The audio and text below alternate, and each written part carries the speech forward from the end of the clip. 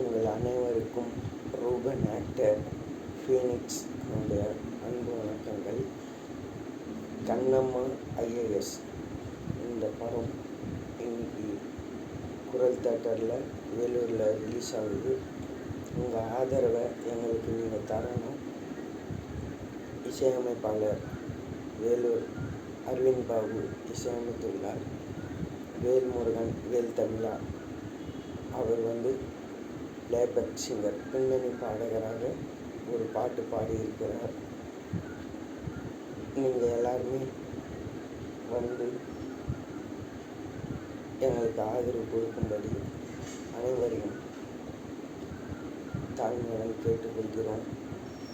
வாங்க ரசிங்க. நன்றி, வணக்கம்.